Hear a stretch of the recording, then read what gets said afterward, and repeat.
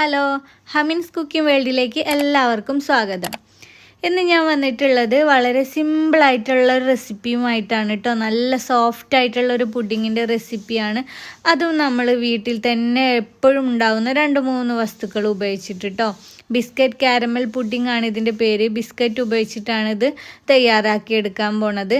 നല്ല ടേസ്റ്റാണ്. പെട്ടെന്നൊക്കെ ഒരു ഗസ്റ്റൊക്കെ വരികയാണെങ്കിലൊക്കെ ഉണ്ടാക്കി കൊടുക്കാൻ പറ്റിയ നല്ലൊരു റെസിപ്പി കൂടിയാണ് കേട്ടോ. അപ്പോൾ വീഡിയോ എല്ലാവരും ഒന്ന് കണ്ടു നോക്കുക.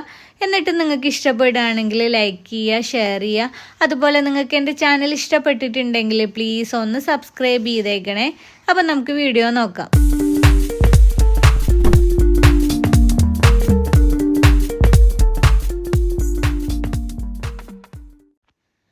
പുഡിംഗ് ഉണ്ടാക്കാനായിട്ട് ആദ്യം നമുക്ക് പഞ്ചസാര കാരമൽ ഉണ്ടാക്കണം. ഇതിനായിട്ട് ഞാനിപ്പോൾ ഒരു 1/4 കപ്പ് പഞ്ചസാര ഒരു പാനിൽ ഇട്ടിട്ടുണ്ട്. ഇനി ഇതൊരു ഹൈ ഫ്ലെയിമിൽ വെച്ചുകൊണ്ടിരിക്കുക. ഇതിലേക്ക് വേറെ ഒന്നും തന്നെ ചേർക്കണ്ട. ജസ്റ്റ് 1 മിനിറ്റ് ഒന്ന് ഹൈ ഫ്ലെയിമിൽ വെച്ചുകൊണ്ടിരിക്കുമ്പോൾ പഞ്ചസാര ഉരുകിയിട്ട് ഒരു ഗോൾഡൻ കളറായിട്ട് വരാനായിട്ട് തുടങ്ങും. ഇതുപോലെ കളർ ചേഞ്ച് ആയി വരും. അപ്പോൾ ഉടനെ തന്നെ തീ ഒരു ലോ ഫ്ലെയിമിലേക്ക് കുറച്ച് വെക്കണം കേട്ടോ. പിന്നെ ഹൈ ഫ്ലെയിമിൽ വെച്ചുകൊണ്ടിരിക്കരുത്. അങ്ങനെ വെച്ചുകൊണ്ടിരുന്നാൽ നമ്മുടെ കാരമൽ കരിഞ്ഞിട്ട് നമ്മുടെ പുഡിങ് മൊത്തത്തിൽ കയ്പ്പ് രസമായിട്ട് വരും. അതെല്ലാവരും ഒന്ന് പ്രത്യേകിച്ച് ശ്രദ്ധിക്കേണ്ട കാര്യമാണ് കേട്ടോ. എന്നിട്ട് ലോ ഫ്ലെയിമിലിട്ട് ഈ പഞ്ചസാര മുഴുവനും മെൽറ്റായി വരുന്നത് വരെ ഇതുപോലെ പതുക്കെ ഇളക്കി കൊടുത്തിട്ട് വെയിറ്റ് ചെയ്യുക. ഇതപ്പോൾ കണ്ടോ, പഞ്ചസാര മുഴുവനായിട്ടും മെൽറ്റായി നല്ല ഗോൾഡൻ കളറായിട്ട് വന്നിട്ടുണ്ട്. ഇതൊക്കെ ലോ ഫ്ലെയിമിലിട്ട് വേണം കേട്ടോ ചെയ്യാൻ. പഞ്ചസാര കാരമൽ കരിഞ്ഞു പോവാതിരിക്കാൻ പ്രത്യേകം ശ്രദ്ധിക്കും വേണം. എന്നിട്ട് നമുക്കിതിനെ ഉടനെ തന്നെ നമ്മൾ ഏതിലാണോ പുഡിങ് സെറ്റ് ചെയ്യണത് ആ ഒരു മോൾഡിലേക്ക് മാറ്റി കൊടുക്കുക കേട്ടോ. ഞാനിപ്പോൾ ഇതുപോലുള്ളൊരു അലുമിനിയത്തിൻ്റെ മോൾഡാണ് യൂസ് ചെയ്തിട്ടുള്ളത്. ഇതിലേക്ക് ചൂടോട് കൂടെ തന്നെ ഒഴിച്ചു കൊടുക്കണേ. എന്നിട്ടൊന്ന് ആ മോൾഡ് ഷെയ്ക്ക് ചെയ്തിട്ട് എല്ലാ ഭാഗത്തേക്കും ഒരുപോലെ ഈ കാരമൽ ആക്കി കൊടുക്കുക.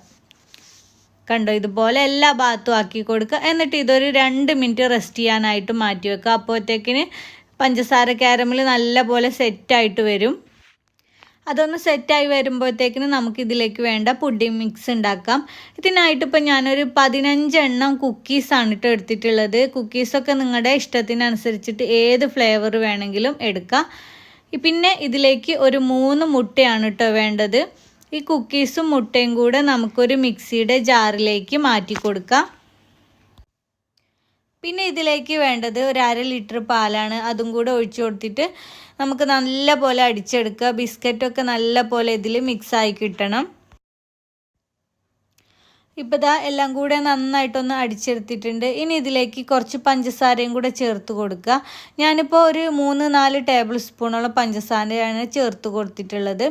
പിന്നെ ഒരു ഏലക്കയും കൂടെ ഇട്ടിട്ട് വീണ്ടും ഒന്നും കൂടെ അടിച്ചെടുക്കുക കേട്ടോ. പഞ്ചസാരയുടെ അളവ് നിങ്ങളുടെ ഇഷ്ടത്തിനനുസരിച്ചിട്ട് ചേർക്കാം. അങ്ങനെ ഇപ്പോൾ ഞാനിതൊക്കെ നല്ല പോലെ ഇവിടെ അടിച്ചെടുത്തിട്ടുണ്ട്. ഇനി ഇത് നമ്മൾ നേരത്തെ സെറ്റ് ചെയ്ത് വെച്ചിരിക്കുന്ന കാരമൽ ഉണ്ടല്ലോ, പഞ്ചസാര കാരമലിൻ്റെ മുകളിലേക്കായിട്ട് അങ്ങ് ഒഴിച്ചു കൊടുക്കുക. ഇനി ഇതൊരു അലുമിനിയം ഫോയിൽ ഉപയോഗിച്ചിട്ട് കവർ ചെയ്യുക കേട്ടോ. അലുമിനിയം ഫോയിൽ ഇല്ലെങ്കിൽ എന്തെങ്കിലും ഒരു മൂടി വെച്ചിട്ട് അടച്ചു കൊടുത്താലും മതി. എന്നിട്ട് നമ്മളിത് ആവിയിൽ വേവിച്ചെടുക്കുകയാണ് ചെയ്യണത്. അതിനായിട്ട് ഞാനിവിടെ ഒരു വലിയൊരു പാനിൻ്റെ അകത്ത് വെള്ളം വെച്ചിട്ടുണ്ട്. പിന്നെ ഒരു തട്ടും വെച്ച് കൊടുത്തിട്ടുണ്ട്. അതിൻ്റെ മുകളിലേക്കാണ് ഞാനിപ്പോൾ നമ്മുടെ പുഡിംഗ് മോൾഡ് ഇറക്കി കൊടുക്കുന്നത്. ഈ ഒരു സമയത്ത് ഞാൻ തീ ഓണാക്കിയിട്ടില്ല കേട്ടോ. തീ ഓണാക്കിയിട്ട് നമ്മൾ ഇറക്കി കൊടുക്കുകയാണെങ്കിൽ നമ്മുടെ കൈയൊക്കെ പൊള്ളാനായിട്ട് ചാൻസ് ഉണ്ട്. അപ്പോൾ സ്റ്റൗ കത്തിക്കണതിൻ്റെ മുൻപ് ഞാനിതൊക്കെ സെറ്റാക്കി അടച്ചു വെച്ചിട്ടാണ് സ്റ്റൗ കത്തിക്കണത്. എന്നിട്ട് ഇതൊരു 40 മിനിറ്റോളം മീഡിയം ഫ്ലെയിമിലിട്ട് കുക്ക് ചെയ്തുകൊണ്ടിരിക്കുക. 40 മിനിറ്റൊക്കെ കഴിഞ്ഞ് ഫ്ലെയിമൊക്കെ ഓഫ് ചെയ്തിട്ടുണ്ട്. ഇനി നമുക്ക് പുഡിങ്ങിൻ്റെ മോൾഡ് ഇതിൻ്റെ അകത്തുനിന്ന് എടുത്തു മാറ്റുക. എന്നിട്ട് അലുമിനിയം ഫോയിലൊക്കെ ഒന്ന് മാറ്റിയിട്ട് ഇത് വെന്തുക്കണോ എന്ന് നമുക്കൊന്ന് ചെക്ക് ചെയ്ത് നോക്കാം. അതിനായിട്ട് ഇതുപോലെ എന്തെങ്കിലുമൊക്കെ വെച്ചിട്ട് ജസ്റ്റ് ഒന്ന് കുത്തി നോക്കുക. അപ്പോൾ നമുക്ക് ഇതിൻ്റെ അകം വശമൊക്കെ വെന്തിട്ടുണ്ടെങ്കിൽ നമുക്ക് മനസ്സിലാവും കേട്ടോ. ഇനി ഇത് നല്ല പോലെ ഒന്ന് ചൂട് പോവാനായിട്ട് മാറ്റി വെക്കുക. നന്നായിട്ട് ചൂട് പോയതിനു ശേഷം ഒരു 1-2 മണിക്കൂർ ഫ്രിഡ്ജിലും വെച്ചിട്ട് തണുപ്പിച്ച് എടുത്തതിന് ശേഷം നമുക്കിത് മോൾഡിൻ്റെ അകത്തുനിന്ന് മാറ്റാം.